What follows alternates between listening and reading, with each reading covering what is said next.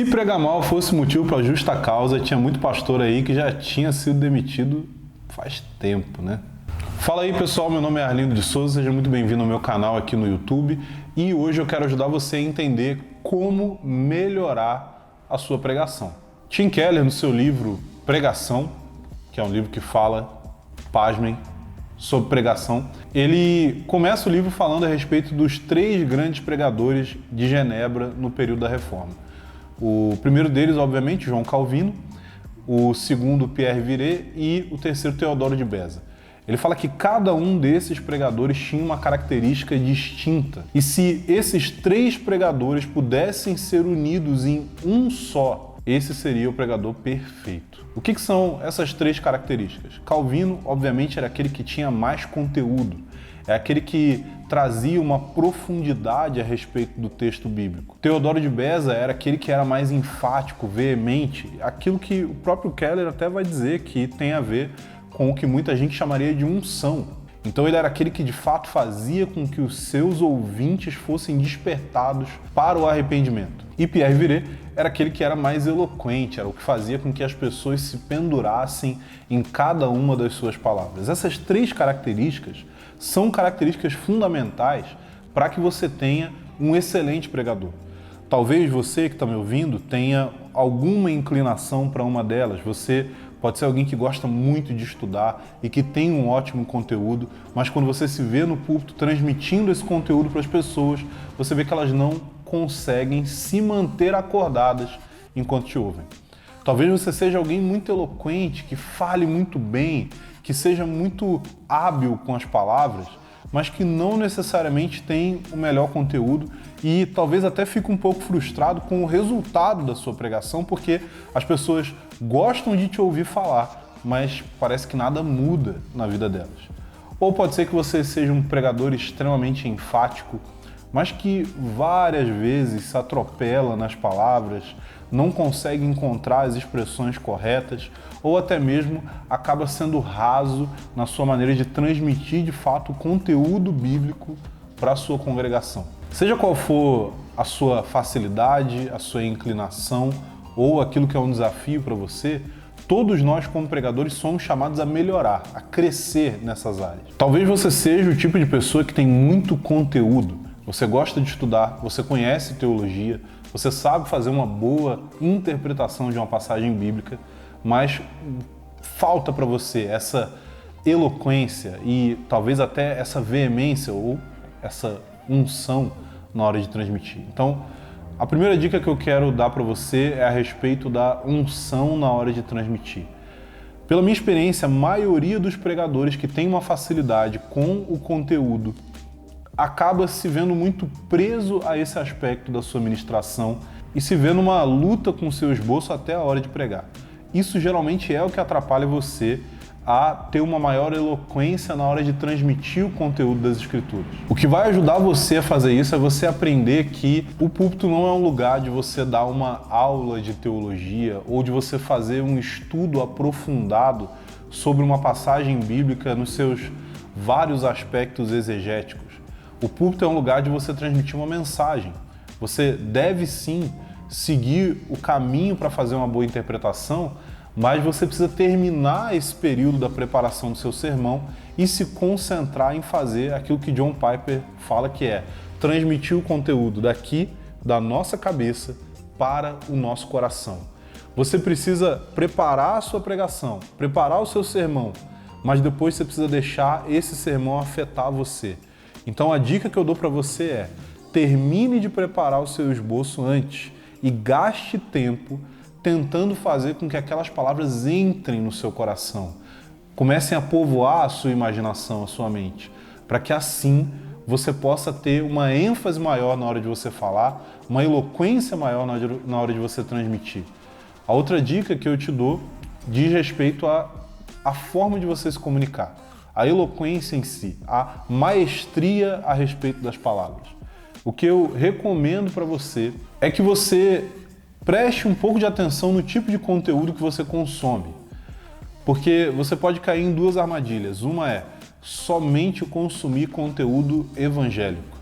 E infelizmente, gente, a gente sabe que o tipo de produção cultural evangélica que sai do ramo da teologia, que sai do ramo da devoção e que entra um pouco mais no ramo artístico, em muitos aspectos é defasado.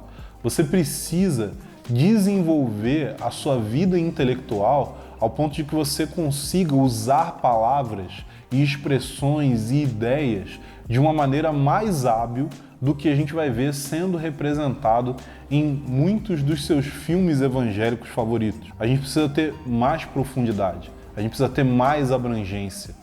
O que eu indico para você ao fazer isso é consumir bons conteúdos culturais, como por exemplo, bons livros clássicos da literatura, você consumir peças cinematográficas que tenham profundidade de diálogo, você consumir coisas que levem você a lutar com as palavras, autores que falem palavras que você considera difíceis. E não só as palavras que você considera difícil no campo teológico, mas as palavras que você considera difíceis porque são uma linguagem um pouco mais poética, um pouco mais voltada para a imaginação e não somente para a razão. Se você usar essas duas dicas, provavelmente você vai crescer na sua eloquência e você também vai crescer na sua capacidade de tocar o coração dos seus ouvintes. Mas pode ser que você é uma pessoa eloquente. Pode ser que você tenha um bom arcabouço cultural, pode ser que você seja o tipo de pessoa que, às vezes até mesmo antes de converter, se familiarizou com os clássicos da literatura brasileira, russa, europeia, em todos os sentidos, você conhece muito bem e você sabe muito bem usar as palavras, mas você sente que falta para você conteúdo. Você sente que falta para você uma capacidade de tocar o coração das pessoas com o evangelho. Então, o que eu indico para você? Mais uma vez, vou te dar duas dicas. A primeira delas é, se você sente necessidade maior de unção, de capacidade de tocar as emoções e o coração das pessoas, conduzindo elas para o arrependimento.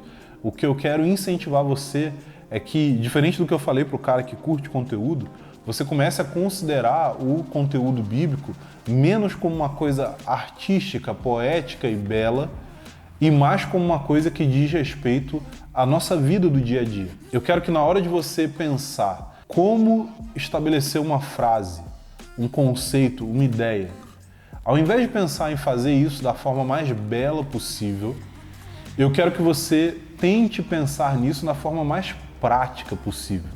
Que você olhe e pense na realidade das pessoas da sua igreja local e comece a considerar o seguinte, ok, esse texto aqui ele fala de uma doutrina fantástica, ele fala de algo que é muito belo, ele fala de algo que eleva o nosso coração, mas o que isso pode querer dizer para a dona fulana que é aposentada, que faz tricô para os seus netos, que ajuda o seu filho que está passando por um momento difícil profissionalmente? O que esse texto aqui pode falar para ela? E você pensa na situação dela, mas você pensa também na situação daquele irmão que é solteiro, universitário e que está lutando e dormindo pouquíssimas horas para poder ter a sua formação e iniciar uma carreira. E eu quero que você pense também naquela mãe com filhos pequenos que está ali lutando para conseguir chegar no culto domingo de manhã. E à medida que você pensa nessas pessoas e você pensa em como a palavra de Deus se aplica a eles, você vai começar a enxergar como que essas aplicações podem ser mais incisivas na hora de construir uma ponte entre o texto bíblico e o coração e o dia a dia dos seus ouvintes. Agora, em termos de conteúdo, o que eu recomendo para você é, primeiro, ouça bons pregadores. Ouça pregadores que são conhecidos por ter um conteúdo sólido. Talvez podem não ser referência em termos de eloquência ou de assertividade, de unção, mas que são pessoas que têm peso na hora de transmitir o conteúdo bíblico. E a outra coisa é, todo pregador precisa ser um estudante de teologia.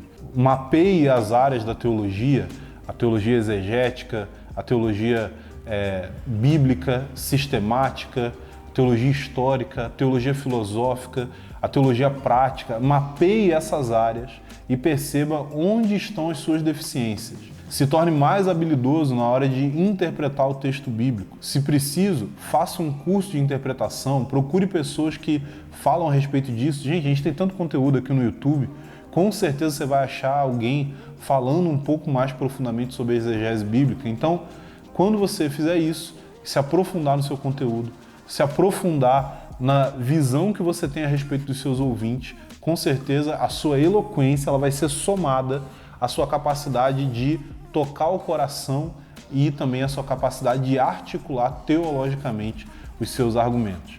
E se você é o típico pregador enfático, aquele pregador que é avivado, mas que em alguns momentos não tem muito conteúdo e sente um peso por isso, fala assim, eu queria entender melhor, eu queria saber explicar melhor, eu queria que as pessoas não só se sentissem tocadas pelas minhas palavras, mas que elas sentissem que, quando elas me ouvem, elas conseguem compreender melhor a Escritura, compreender melhor a teologia cristã como um todo. Então, o que eu recomendo para você é que você não abandone a sua devoção, a sua ênfase, a sua capacidade de tocar profundamente no coração das pessoas e chamar elas ao arrependimento, mas que você use desses recursos que eu falei aqui, tanto para o cara que é mais voltado para o conteúdo, quanto para o cara que é mais voltado para a eloquência. Ou seja, você vai se familiarizar melhor com literatura, cinema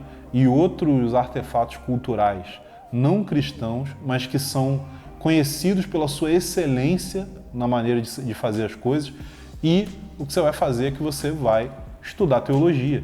Como eu falei aqui para o pregador eloquente, você vai se familiarizar com essas diversas áreas da teologia, você vai identificar as suas lacunas, você vai buscar ser mais habilidoso na sua exegese das passagens bíblicas, e isso vai fazer com que essas lacunas sejam preenchidas. Quero terminar esse vídeo falando o seguinte: você não vai ser o pregador perfeito. Eu não sou e nunca serei o pregador perfeito, mas todos nós podemos olhar para aquele que é perfeito, que é um só, Jesus Cristo. E na medida que nós olhamos para Ele e nós ficamos constrangidos com o privilégio de sermos cooperadores dele na sua obra, nós podemos crescer sim nessas áreas em que temos debilidade, nós podemos melhorar sim a maneira como nós servimos a nossa igreja local. E na medida que a gente faz isso, a gente honra e glorifica Jesus, o pregador perfeito e o salvador perfeito, que todos nós, eu, vocês e aqueles que ouvem as suas palavras, precisamos todos os dias da nossa vida.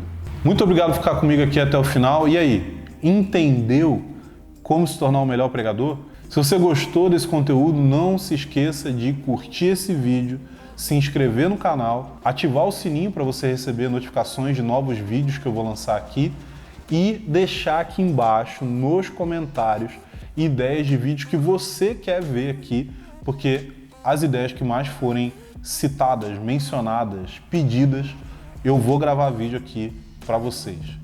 Falou e até a próxima.